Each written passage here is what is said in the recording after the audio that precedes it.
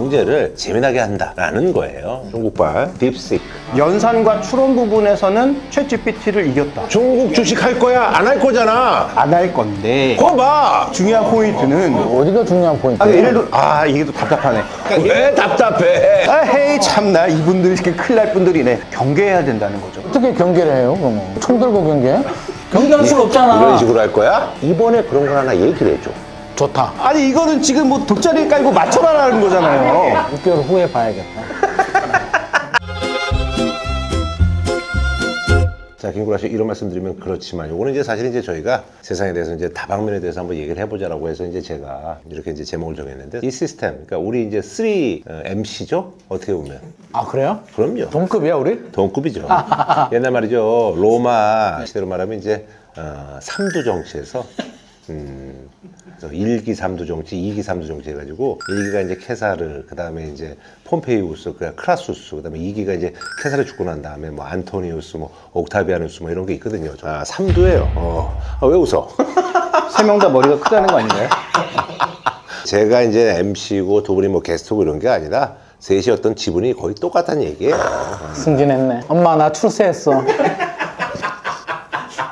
두 분의 역할이 굉장히 크다라는 것을 말씀드리면서 대부분 이제 유튜브 채널들이 채널 주인이 있으면 제작진이 있을 거 아니에요. 그러면 이제 영상으로 보내줘요. 편집하고 난 다음에. 왜냐면 내 개인 채널이니까 어쨌든 간에 이제 내가 실수를 하거나 혹은 제작진들이 실수하면 그 데미지는 제작진이 실수해도 내가 욕먹거든. 그런 것처럼 이제 제가 어떤 말씀을 드리려고 하냐면 내용이 와서 너무 오타가 많아가지고 내가 정확하게 얘기했어. 경제 얘기이기 때문에 오타가 있으면 우리가 허접하게 보일 수 있다. 그렇죠. 근데 그거를 누군가가 정확하게 지적을 했더라고. 그래요? 마치 내가 쓴 것처럼.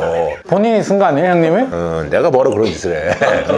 사실 이제 경제 용어니까 용어가 어려울 사실은 수도 있죠. 어려워서 그런 걸 수도 있고, 근데 어려운 용어일수록 우리가 이제 정확하게 써야 되고, 그런 지적은 너무나 고마운 지적이고 우리가 오타를 좀 정확하게 보겠다. 이런 말씀을 좀. 맞습니다. 진짜 고품격으로 가네. 너무 허접하다 그러니까 뜨끔하더라고. 그게 우리 컨셉인데 우리가 그렇게 이제 허접하진 않거든. 사실 일부러 우리가 좀 허접하게 보이는 거지. 일부러 허접하게 보이는 건 아니고 어쨌든 간에 근데 우리가 이제 내용 접근을 경제를 재미나게 한다라는 거예요. 사실 이제 오늘 이제 저희가 이제 방송한 게 이제 다음 주에 나게 되는 거죠. 그래서 약간의 시차가 있는데 그건 어쩔 수 없다. 그래서 너무 철저한 얘기를 한다 그러는데 철저한 얘기는 아니고 경제가 아무리 뭐 급변한다고 해도 일주일 정도는 그래도 충분히 우리가 통용되는 어떤 그런 뭐 예의거리들이 있잖아요. 그렇죠. 그리고 일단 흐름이라는 게 있으니까 흐름에서 변화의 맥을 짚는 건 뭐 굉장히 중요하죠. 그러니까 뭐 테마주 하시는 분들이야 하루 이틀 등락 굉장히 중요하지만 테마주는 사람들 우리 걸 볼까? 아니 그러니까 그래서 어떤 이 경제의 변화의 흐름이라는 걸 잡는 측면에 있어서는 뭐 저는 뭐 그 정도의 시차는 가능하다고 봅니다. 그래요. 그래서 이제 좋아. 마침 구독자 이런 거 별로 신경 쓰지 않습니다. 아, 그래요? 나 나름 그래도 담대한 사람이에요.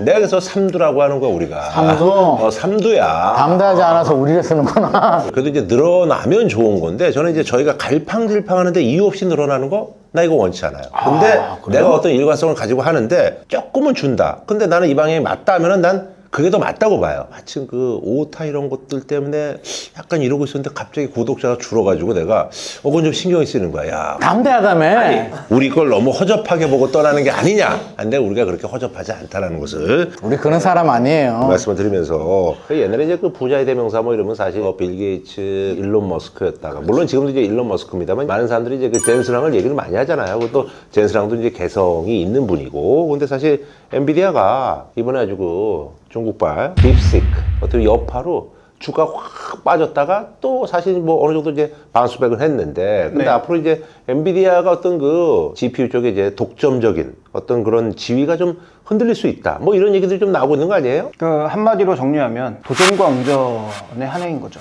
아하. 너무 거창하게 그렇게 얘기하는 거 아니야? 혼자 너무 멋있으려고 그러나? 도전과 응전은 뭐야 갑자기? 아니 그래도 나름 컨셉을 잡아온 건데 이렇게 또 처음부터 문비식이 있습니까? 도전가 뭐라고요? 도전과 응전. 우리 컨셉 중에서 중요한 건 또 재미야. 재미는 어차피 뭐 형님이 감당해 주시고 아니야. 근데 종효도 좀 재밌게 해야지. 근데 이건 뭔 뜻이래? 지금까지 AA 시장은 그냥 답이 있었죠.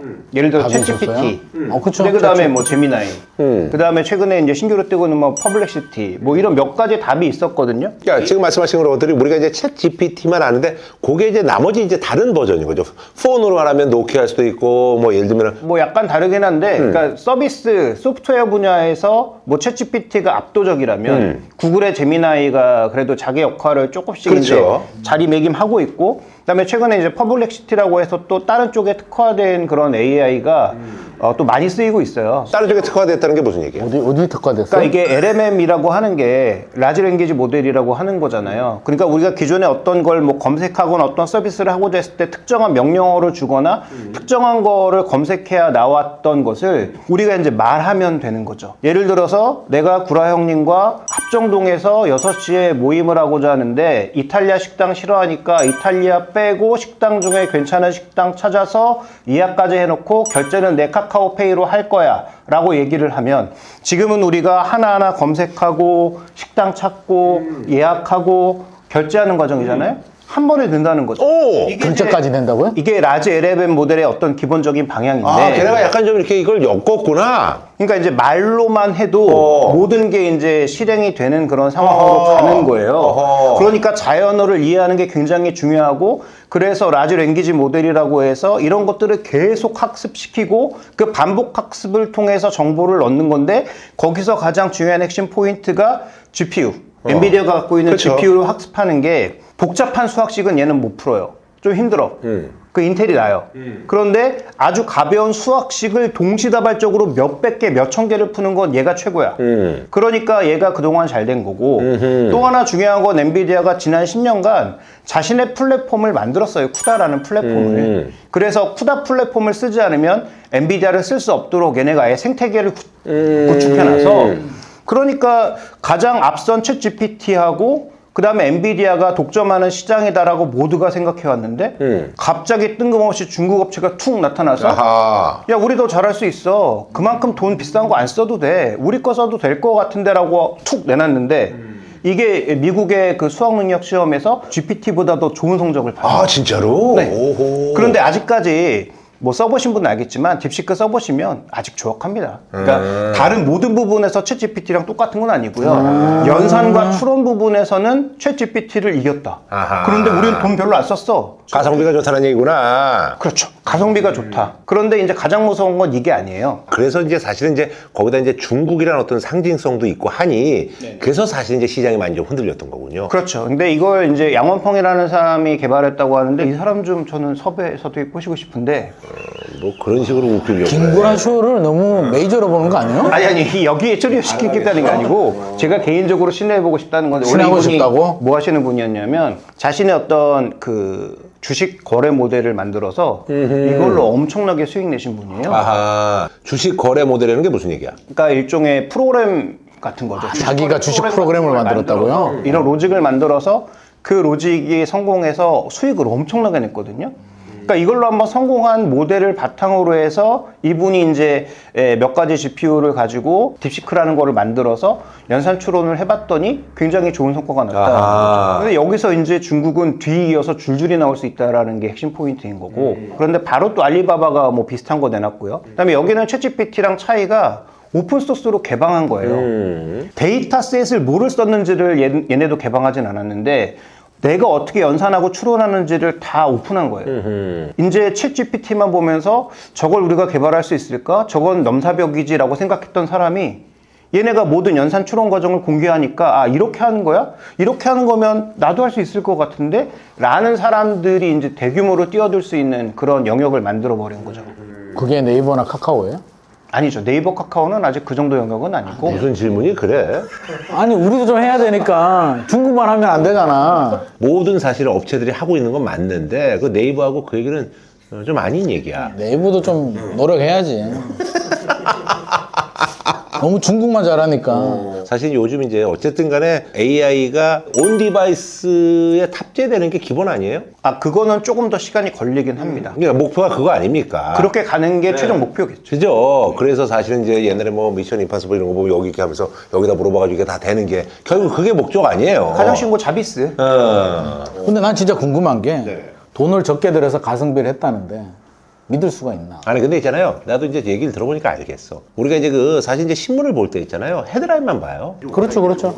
제가 얼마 전에 이제 본 책이 있는데 그게 이제 도둑 맞은 집중력이라고 제가 지금 보고 있는데 정확한 뭐 이제 데이터는 제가 머릿속에 이제 넣지는 않았지만 한 20년 전에는 우리가 이제 뭐 예를 들면 일주일이면 일주일 A4 용지로 말하면 습득하는 정보량이 예를 들어서 한 70여 장이라면 지금은 뭐 몇 배가 늘어가죠. 200여 장이 된다. 뭐 이런 뭐 정확한 어떤 숫자는 제가 모르겠습니다. 뭐 너무나 많은 것에 노출이 돼 있고 그러다 보니까 대개 보면 다 그래서 스킵해서 보고 그렇게 되는 거예요. 그래서 짧게 알다 보니까 사실은 그래서 저는 그게 우와 그렇게 대단해 그랬는데 막상 얘기를 들어보니 사실은 안 대단해요? 아니 그러니까 그 부분만 그런 거지. 저기 골프 치시는 분들 보시면 알겠습니다만 사실 좋은 채들 많아요. 타이틀리스트, 캘로이. 근데 저기 이마트나 코스트코 가면은 거기 이제나 OEM으로 만든 채 있어. 엄청 싸. 근데 그거 웬만큼 나가거든. 제 얘기는 뭐냐면 그 아까 그 연산이라든 이런 것 쪽만 약간 특출한 거지 나머지는 허접하다며. 아니, 근데 그거는 이제 학습하면 되는 거죠. 왜냐면 챗GPT도 처음에는 엄청나게 허접했거든요.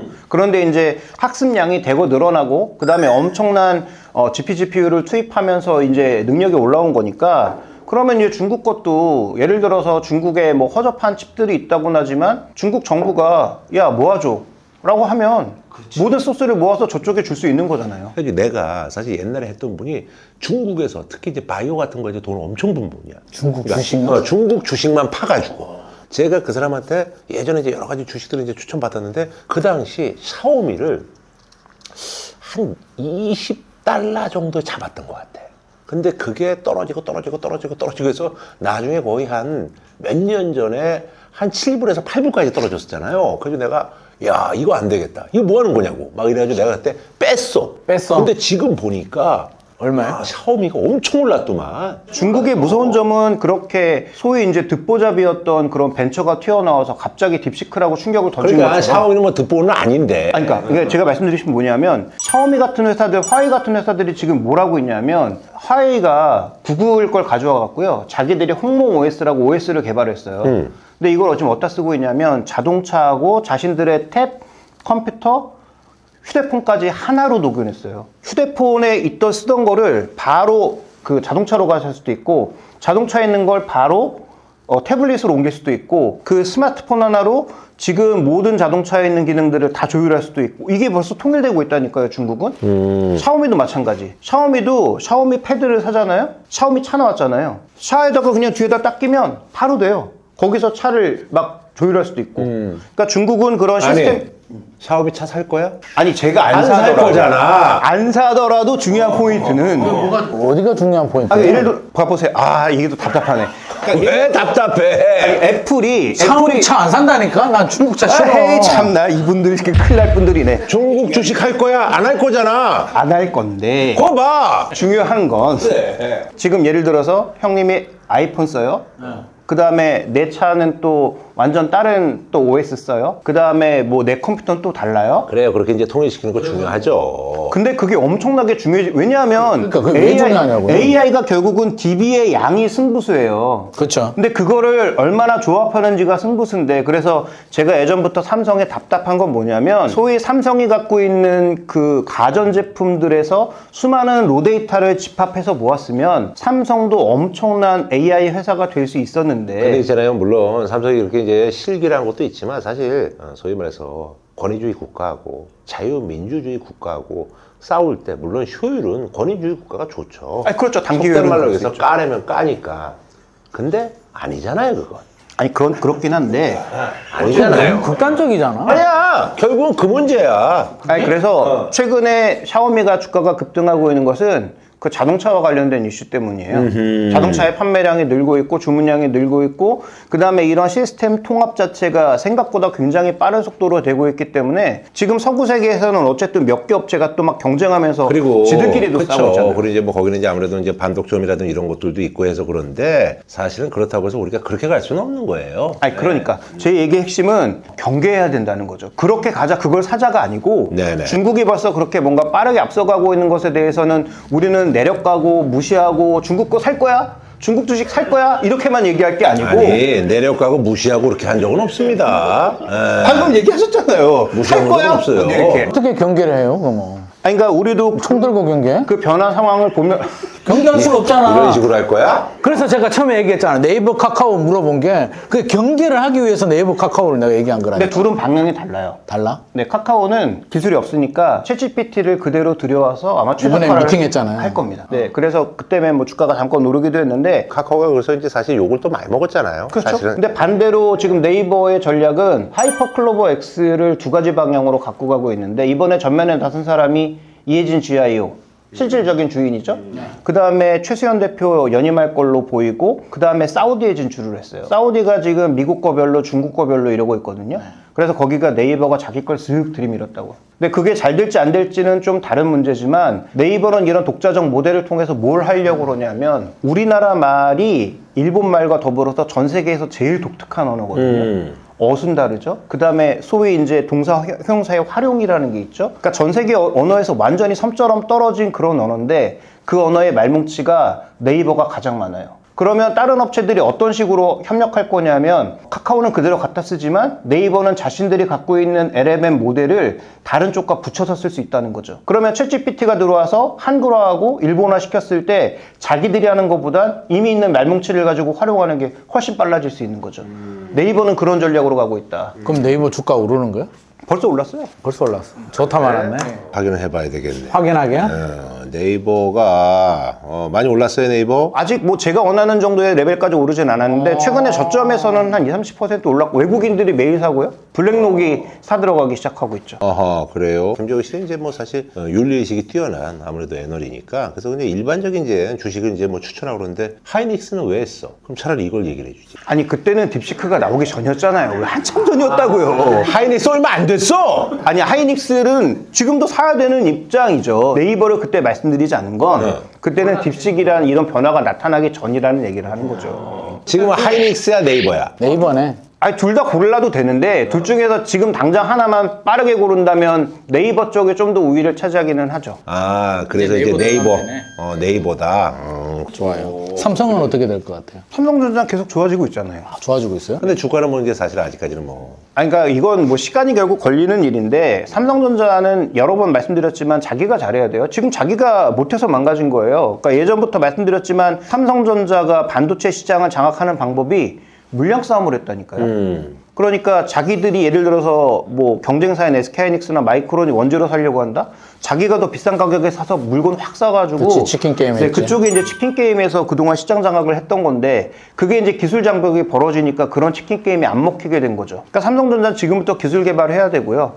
근데 이제 제가 올해 엔비디아에 대해서 위험하다고 말씀드렸던 가장 핵심 이유는 뭐냐면 아까 도전과 응전이라고 말씀드렸는데 엔비디아는 계속 도전을 받을 거예요. 자기의 독점적인 지위를. 그래서 이제 짐 켈러의 새 칩이 아마 하반기에 나올 거고 그럼 그런 게 나왔을 때 엔비디아보다 효율이 좋다? 그러면 그쪽을 선택하는 분들도 늘어날 거고요. 그 다음에 이제 브로드컴이나 이런 업체들이 밀고 들어오고 있는 것도 지금 주문형 반도체라고 해서 그런 쪽도 막 늘고 있거든요. 그러면 이게 만약에 효율이 좋거나 비슷한 효율이 나오는데 엔비디아보다 싸다? 그러면 엔비디아의 독점력은 떨어지는 거니까 지금 엔비디아 마진율이 영업 마진율이 70%가 넘거든요. 그래? 근데 100을 벌면 70%가 이익이에요. 그러니까 전 세상에 이런 회사는 없다. 그러니까 그렇게 높은 밸류를 받아도 시장이 인정을 하는 거죠. 근데 만약에 그 마진율이 떨어지기 시작하면 제일 먼저 누굴 쫄 거냐? 바로 TSMC하고 하이닉스부터 쪼겠죠. 그러면 하이닉스 주가가 떨어질 수도 있겠네? 뭐 일부 떨어질 수 있지만 하이닉스는 그렇게 비싸지가 않아요. 엔비디아처럼. 아, 삼성은 잘해야 된다? 그러니까 삼성이 잘하면 기회는 많죠.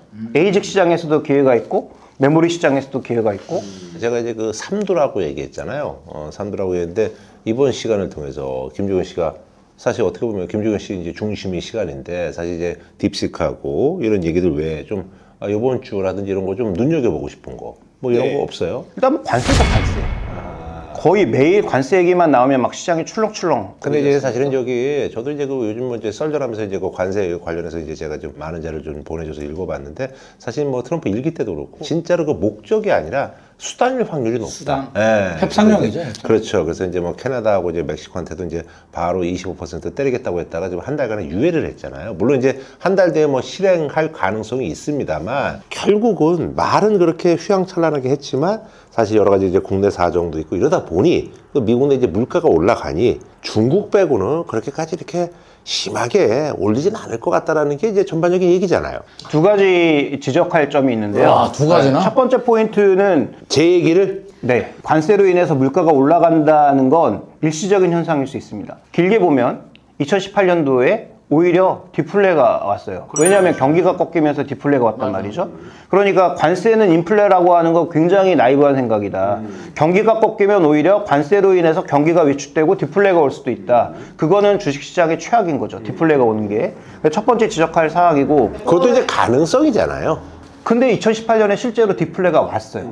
근데 이제 일반적으로 얘기하는 게 어쨌든 간에 관세를 올리면 사실은 수입할 때 이제 물가가 올라가니까 사실은 인플레가 온다라는 게 일반적인 얘기 아닙니까? 그러니까 그런 일반적인 얘기의 함정을 우리가 주의해 볼 필요가 있다. 실제로는 그렇지 않았다라는 거 2018년도에. 그 다음에 또 하나의 포인트는 2018년도랑 지금은 다른 게 2018년도에는 실제로 트럼프가 말로 떠들었다가 액션을 뒤늦게 했어요. 그러니까 앞전에는 자기가 뭐 의회 장악력도 없었고 자기가 대통령 될지도 잘 몰랐으니까 그때 준비 안 된 대통령으로서 뭐 조율하게 바빠가지고 실제로 정책을 뒤늦게 하려고 했죠. 그러니까 실제로 중국과 그때 뭔가 관세 많이 한 것 같지만 실제로 시행된 게 거의 뒤쪽이었고 시행하려다가 망가졌던 게 오히려 바이든 때 시행됐습니다.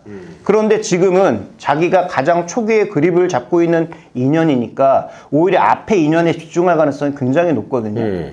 그러면 말씀하셨다시피 실제로 지나고 보면 별거 아닐 수 있지만 지금 구간에 가장 거칠게 나올 수 있기 때문에. 그래서 사실 이제 관세 때문에 우리 산업이 이제 영향을 받는다는 거 아니에요. 그렇죠. 그래서 지금 저 멕시코라든지 캐나다 같은데 이제 공장도 많이 지어놨는데 옛날 그 나프타 아닙니까? 그죠? 네. USMCA. 여기 이제 지금 관세를 부과. 왜 이렇게 턱을 괴고 있어? 아니 나 진짜. 참. 답도 없는 얘기를 이렇게 하니까 이건 뭐. 답이 없잖아, 답이 없어. 아니 왜 답이 없어? 트럼프 마음이지, 그러면. 부동산도 마찬가지 아니야. 강남 사야 되잖아. 부동산은 답이 있습니다. 뭘 답이 있어? 좀 이따 알려드리죠. 아, 나 정말. 우리가 지금 그러면 이런 상황에서 탄핵이 어쨌든 간에 기본적으로 3월 달에는 헌재에서 어쨌든 결과가 나온다는 거잖아요. 그렇죠. 제가 사실 썰전하면서 여야 정치인들이 한 3월 정도로 얘기를 하더라고. 3월 초 정도로 해서 기각이 되든 인용이 되든. 박근혜 전 대통령 시절도 3월에 나왔네. 그래? 똑같네. 12월에 탄핵되고 3월에 결정 나왔어요. 뭐 이제 대개 보면 이제 아무래도 이제 헌재라는 것이 이제 나라의 어떤 그런 뭐랄까요? 빨리빨리 해야지. 혼란스러운 것을 이제 정리를 해야 되는 거니까 기각이든 인용이든 뭐 어쨌든 간에. 그래서 만약에 이런 주식을 갖고 있다면 이런 주식을 조금 손절하고 그리고 이런 주식 쪽을 좀 이렇게 유심히 봐라. 그러니까 2023년, 2024년에 대미 무역 흑자가 가장 많이 늘어난 건 자동차입니다. 그러니까 미국으로 팔면서 믹스가 좋아졌어요. 그러니까 우리나라에 예를 들어서 산타페를 팔 때 5천만 원에 팔 수 있다면 미국에서는 한 6,500에 팔 수 있거든요. 왜냐하면 미국은 물가도 다르고 실제로 차값 자체가 다르니까 미국에 팔면 팔수록 비싸게 팔 수 있는 거예요. 그 다음에 SUV를 주력으로 팔면서 믹스가 엄청나게 개선돼서 지금 전 세계에서 테슬라 빼고 영업이익률이 10%가 넘는 자동차 회사는 현대차밖에 없습니다. 그래? 기아, 현대만 유일하게 9%, 11% 영업이익률이. 주가가 지금 전 세계 자동차 회사 중에서 거의 제일 싼 형태로 내려가 있어요. 왜냐하면 지금 관세 같은 것들을 부여하게 되면 그쪽이 가장 타격이지 않을까라고 외국인들은 생각하는 것 같아요. 아니 근데 있잖아 뭐 이제 코리아 디스카운트 해가지고 뭐 승계 문제라든 이런 것들 때문에 우리나라 지금 있잖아요 CEO들 미국 어쨌든 경제법 이런 거 들이대면 다 배임을 해가지고 다 깜빵할 수 있다고 종효가 얘기했지. 저 아닌 것 같은데요? 제가 그런 극단적인 얘기를 하는 스타일이 아닌데. 네. 아니 그 정도로 우리나라 지금 있잖아요. 이제 자본시장이라든 이런 것들이 문제가 있다는 얘기죠. 왜냐면 승계 문제가 있어가지고 주가를 부양을 거의 안 한대요. 그런 말은 있더라고. 네, 다음 정부가 됐을 때 과연 뭐 상법 개정이나 이런 게 일어나는지가 그래서 중요한 건데 왜냐하면 승계 과정에서 자기가 낼 수 있는 비용이 워낙 올라가니까 근데 이제 그 얘기까지 하면 너무 얘기가 옆으로 벌어지니까 관세 얘기만 추격해 보면 그래서 자동차 업종이 지금 주가가 싼 게 너무 널려 있거든요. 그런데 이런 관세 우려 때문에 주가가 전혀 못 가고 있어요. 현대차, 기아 다 마찬가지로. 그러면 저는 여기서 이제 벗어날 수 있는 방법은 제가 뭐 10월달, 11월달부터 계속 동일하게 말씀드렸던 종목인데 컨텐츠 쪽이 자유로워서 지금 주가가 막 날아다녀요. 제가 아마 3주 전인가? 그때 말씀드렸을 때도 YG를 말씀드렸잖아요. 오늘도 신고가예요. 아 그래? JYP도 신고가예요. 아 진짜로? 네네네. 그러니까 그게 관세에서 그만큼 자유롭고 지난 주말에 또 중국 관련 이슈가 나오면서 주가가 이제 더 부양되고 있는데 많이 올랐네. 샀어야 되는데. 그때 사지 말라며. 이거 뭐 걸린다며, 윤리적으로. 아니야, 윤리적으로 뭘 걸려. 모든 방송에서 다 얘기하는데. 그게 아니고 그때 그랬잖아. 그때 나 그래서 안 샀는데. 소장님은 이전에 우리 방송이 이전에 나가니까 사서 사람들이 사면 그때 팔겠다라는 건 윤리적으로 문제가 될 수 있다. 그럼 왜 말씀 그거랑 이거랑 뭐가 달라? 아니, 그러니까 장기적으로 땡 들고 가는 건 문제가 아니, 없겠지만 다르지. 살면 안 되고 사는 아니, 거는 괜찮다는 그게 거야? 아니라 여기서 이상하게 무슨 상부가. 허위 정보라든지 이런 거 해가지고 주가를 올린 다음에 그건 안 쓱 되지. 이런 거 잘못된 건데. JYP 사는 거는 괜찮잖아. 어떤 종목을 얘기를 해도 저희가 이제 이 시간은 저희는 미리 듣는 거잖아요. 어떻게 보면 타서 예를 들어서 주가가 좀 올라갔을 때 내가 파는 게 아마 해당 업계가 아니시니까 그때도 얘기했지만 문제가 안 될 수 있는데 그게 윤리적인 문제는 될 수 있다는 거죠. 근데 우리 종효 씨가 작년 10월 달에도 JYP를 부르짖었나? 그때도 얘기했죠. 그때는 JYP를 얘기했고 3주 전엔 YG를 얘기했죠. 그래? 그러면 작년 10월 달에 JYP를 부르짖은 것처럼 이번에 그런 걸 하나 얘기를 해줘. 좋다. 그러면 되잖아.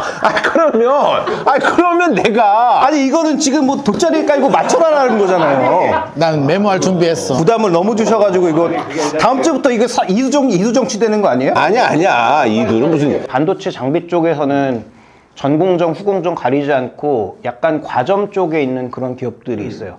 그러니까 대표적으로 삼성전자랑 뭐 피를 나눈 기업들, 뭐 원익 IPS 같은 뭐 서로 지분도 있고 그다음에 삼성에 지금 올인하고 있는 그런 기업들의 회복이 저는 좀 가능하다고 보고 있고 속도로 보면 아마 장비보다는 그 원재료를 공급하는 쪽이 좀 빠를 거예요. 그러니까 동진 세미캠 같은 종목군들은 한번 움직이기 시작하면 굉장히 타이트하게 막 움직이거든요. 동진 세미캠. 장비는 아무래도 시간이 많이 걸리는데 원재료는 그냥 내일부터 물건 넣어 하면 넣는 거 아니야. 그다음에 또 지속성도 있고. 동진 세미캠. 아하. 잡았어. 세미캠. 좋아요. 방송 되기 전에 사야겠다. 그래 한번 사봐요. 사서 한 2주 정도 사가지고 보여줘. 한 10주는 살 수 있어. 10주. 좋아, 10주. 사실은 뭐 이런 말씀 드린 건데 제가 지금 이제 이렇게 쓱 보면 나름 이제 제 입장에서는 사실은 좀 다른 종목에 비해서는 좀 적긴 한데 그래도 작은 돈은 아니에요. 뭐 예를 들면 첨보. 그 물려는 거 아니야? 첨보 같은 경우 지금 85% 마이너스입니다. NC소프트 같은 경우도 이거는 예전에 산 건데 요것도 이제 뭐 거의 한 80%. 마이너스요? 그리고 이제 몇 개의 종목들이 있는데 이제 제가 그래서 이제 이런 거지. 50% 손해본 것 중에서 이거를 그냥 이렇게 갖고 있느냐. 아니, 근데 이제 전문가들은 그런 얘기를 하잖아. 그래도 기회비용이 상실이 되니 정리를 해라. 싸그리 정리를 해서 뭐 예를 들면 종효가 JYP 얘기하듯이 거기에 쓱 그냥 밀어 넣는 게 나은 건지 이제 그걸 내가 이제 물어보고 싶은 거지. 이거 팔면 올라갈 것 같아. 나 메모했어. 근데 지금 말씀하시는 회사 중에 나쁜 회사는 없습니다. 맞아. 근데 80%야? 타이밍이 문제죠. 주식이라는 게 항상 타이밍이 문제고 네이버도 만약에 나쁜 시점에 샀으면 지금 주가가 조금 올랐지만 반토막 이하라니까요. 종효가 뭐 표정이 어떻게 될지 모르겠지만 신성 ENG 같은 경우도 지금 43% 마이너스야. 아니 그럼 더 사셔야죠. 더 사야 돼요? 와, 자기가 추천한 건 물타기 하라네? 아니 그럼 더 사야죠. 아니 그건 제가 말씀드렸잖아요. 일단 배당을 안 주는 회사를 계속 들고 있어야 되느냐는 조금 고민스러워요. 배당을 안 주는 회사. 왜냐하면 이렇게 많이 마이너스가 난 거는 그러니까 아까 이제 뭐 80% 정도 마이너스 난 거는 역으로 계산하면 5배가 올라야 되는 그치. 그러니까 이거는 진짜로 시간이 오래 걸리거나 아니면 영원히 못 가거나 둘 중에 하나거든요. 그러면 배당을 주면 기다릴 수라도 있는데 배당이 거의 없는 회사는 기다리기가 힘들죠. 왜냐하면 내가 메꿀 수 있는 게 아무것도 없으니까. 맞아. 그러면 차라리 뭐 방법은 두 가지죠. 그걸 전부 다 팔아서 뭐 고배당 ETF 같은 쪽에 투자해놓고 그냥 장기적으로 계속 조금씩이라도 불려나가는 방식이 하나가 있을 거고 하나는 리스크가 있지만 지금 현재 구간에서 진짜 업황이 완전 바닥을 찍고 돌아설 가능성이 있는 종목에 리스크를 지고 베팅하는 거가 방법인데 저는 투자보다는 전자를 말씀드리는 쪽이죠. 아하. 욕 안 먹으려고? 아니요.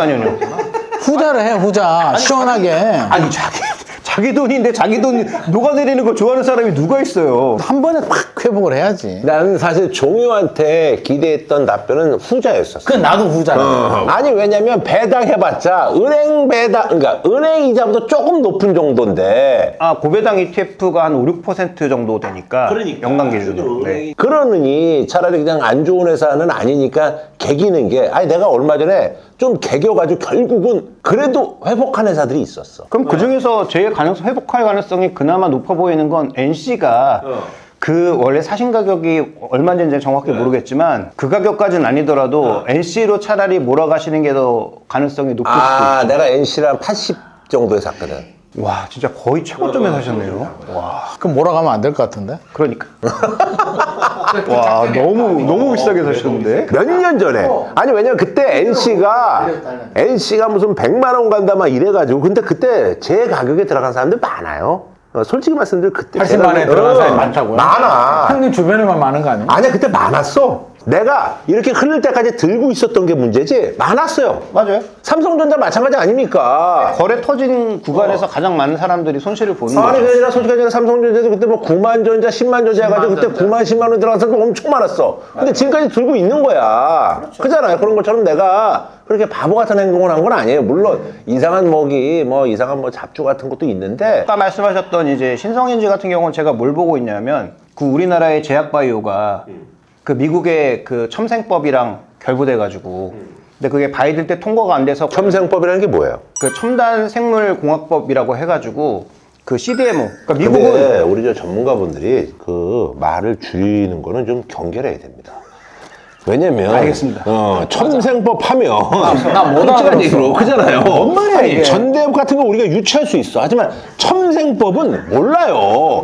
왜 그러는 겁니까? 죄송합니다. 뭐 있어 보이잖아. 있어 보이려고. 뭐가 있어 보여. 판사들, 변호사들도 별거 아닌 용어들을 법률 용어 막 어렵잖아. 아니지. 그거는 그 용어를 써야 되는 거지. 근데 이거는 첨단 생명 이게 이제 첨생법이라고 하는 거랑 다른 거지. 얼주가 뭐 이런 것처럼. 얼굴과는 전혀 차원이 다른 거지. 또 약어니까. 그래서 뭘 몰아야 되냐고. 아니 어쨌든 중요한 건 한 개를 몰아달라니까요. 어떻게 해야 될 건지 잘 모르겠지만 어쨌든 진행해 보면 뭐 내 거 아닌데 몰아줘. 그 미국의 바이오법이 통과가 됐어야 돼요. 원래 작년에. 이게 무슨 법이냐면 미국은 자기들이 만드는 게 거의 없잖아요. 무기 말고 거의 없잖아요. 그러니까 바이오도 자기들이 다 개발만 해놓고 실제로 만드는 거 다 밖에서 만들어요. 맞아. 외부 업체들이. 뭐 중국의 우시바이오도 만들고 우리나라 삼성바이오로직스 만들고 그런데 중국의 우시바이오를 밀어내는 소위 이제 미국이 뭔가 깨름직하다 생각하는 사람들은 우리 거 못 만들어라고 하는 법이 첨생법이거든요. 그러니까 그러면 대놓고 중국 밀어내겠다는 얘기죠. 왜냐하면 지금 4대 그 CDMO 업체가 삼성바이오로직스, 일본의 후지필름, 그 다음에 스위스의 론자, 그 다음에 우시바이오예요.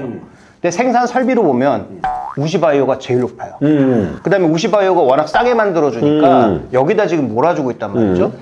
그러면 이 물량 나오면 어디로 들어가겠어요? 결국 삼성바이오로직스 오는 거 아니야? 그래서 삼성바이오로직스를 막 주목하고 있거든요.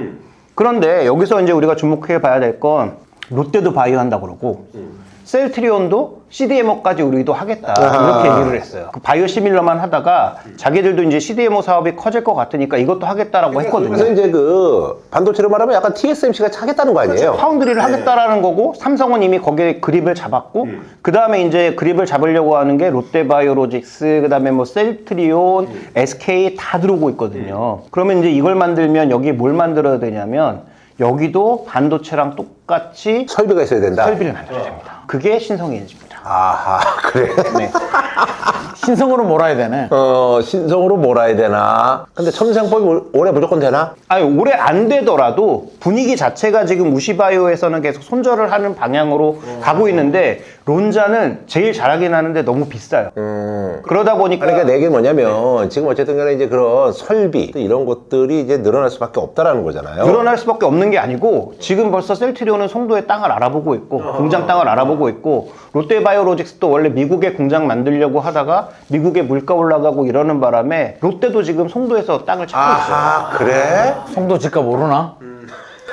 공장 올라갔다고 집값 오르면 그럼 공장 없는 강남은 뭐야? 비약이지.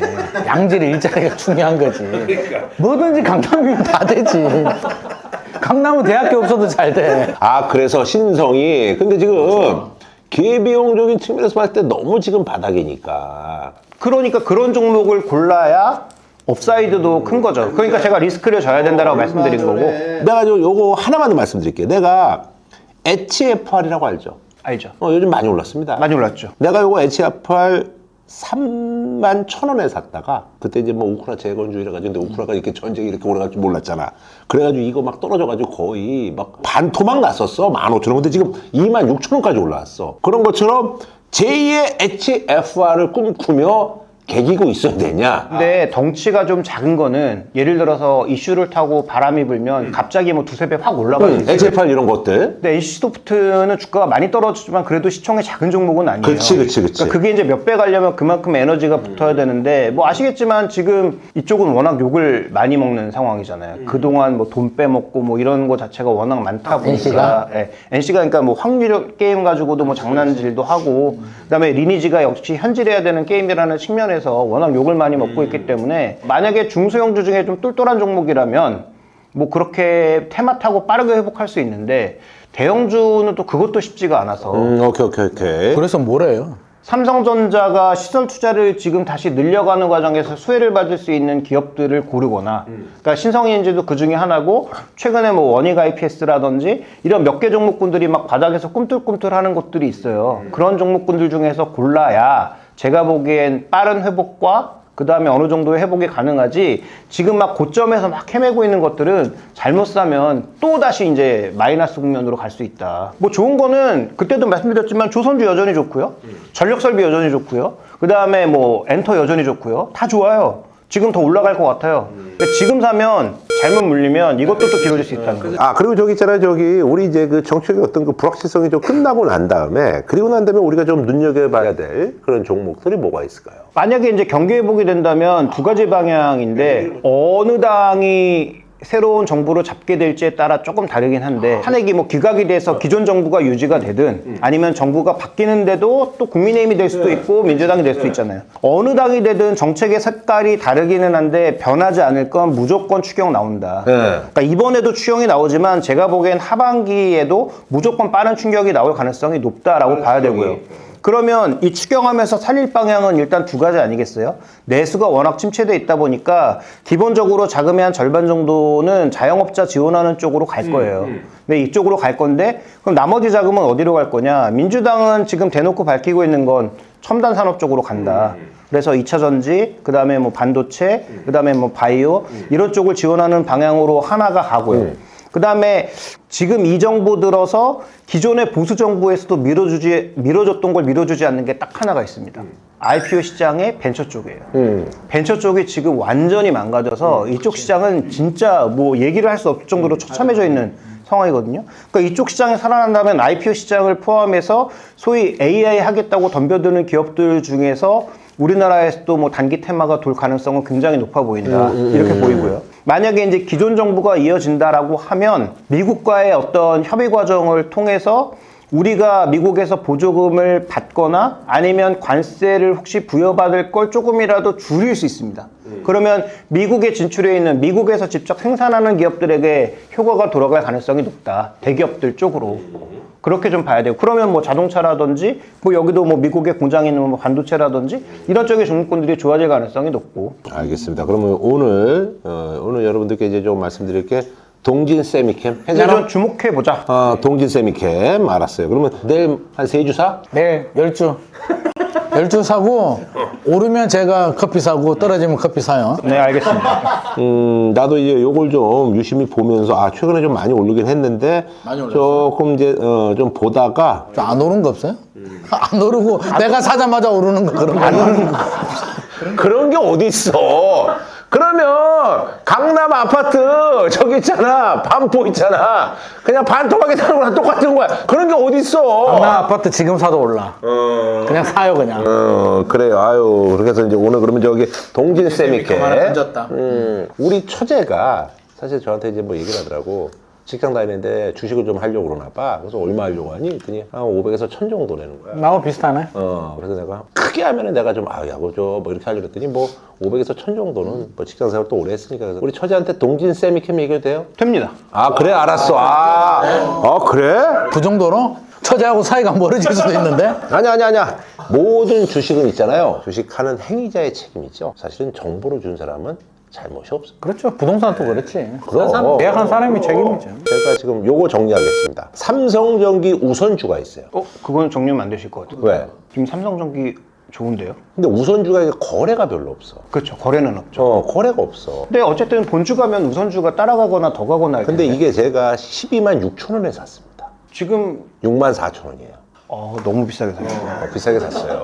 그냥 비싸게 샀어. 근데 이거 그냥 놔두는 게 낫나? 뭐 조금 지금 분위기가 본주는 굉장히 좋거든요. 근데 맞아. 나 궁금한 게 있어요. 내가 우리 선배가 이제 추천해 주시긴데 이 선배가 그때 삼성전기 우선주를 사라고 해서 제가 산 거였거든요. 사람들이 이제 우선주하고 삼성전기 본주, 우선주의 개념을 모르시는 분들이 있기 때문에 오늘 마무리로 우선주 얘기를 하면서 끝내는 걸로. 그러니까 우선주도 종류가 여러 가지가 있는데요. 그냥 우자 붙어 있는 거는 배당을 단 0.1%라도 본주보다 많이 주면 우선주입니다. 그게 이제 우선주의 개념이다. 삼성전기지 우. 그러니까 어쨌든 배당을 좀 그래도 준다. 그러니까 제가 지금 이렇게 떨어져도 어쨌든 제가 사실 그건 체크는 안 했지만 알게 모르게 연에 배당을 받았을 것이다는 얘기죠. 삼성전기가 배당을 했다면 어쨌든 삼성전기 본주보다는 조금이라도 단 1원이라도 많이 주죠. 그 다음에 이제 EUB, 뭐 사무비 이렇게 붙은 게 있어요. 근데 그 숫자가 붙은 우선주들은 뭐냐면 상환 우선주라고 해서 나중에 본주로 바뀔 수도 있는 그런 옵션들이 붙어 있는 우선주입니다. 그러니까 그건 나중에 상황에 따라서 뭐 주주결의나 아니면 뭐 이사회나 이런 것들을 거쳐서 본주로 바뀌거나 다른 형태로 바뀔 수 있어요. 그래서 그건 생각보다 배당을 많이 주지 않습니다. 그러니까 EUB는 다른 게 옵션이 좀 붙어 있는 경우다. 이렇게 볼 수가 있죠. 우선주를 사는 이유는 그냥 배당을 많이 받기 위해서. 근데 우리나라는 우선주로서의 그 메리트가 워낙 조금 줘서 본주보다 좁아야 그렇게 큰 차이가 없어서 우선주의 개념은 떨어지는데 우선주를 왜 사냐면 이게 거래량이 작잖아요. 맞아. 그러니까 주가가 더 탄력적으로 움직여요. 그러니까 예를 들어서 뭐 본주가 한 5% 올랐는데 우선주는 막 10%씩 올라가고 이런 것들이 가끔 있거든요. 그래서 우선주를 그런 형태에서 매매하게 되는데 근데 우선주가 거래가 안 따라주면은 내가 원하는 가격에 못 팔 가능성이 굉장히 높기 때문에 특별한 목적이 없다면 우선주를 투자할 만한 메리트는 별로 없는 것 같습니다. 그래. 메리트 없대요. 알겠습니다. 그럼 제가 동진 세미캠.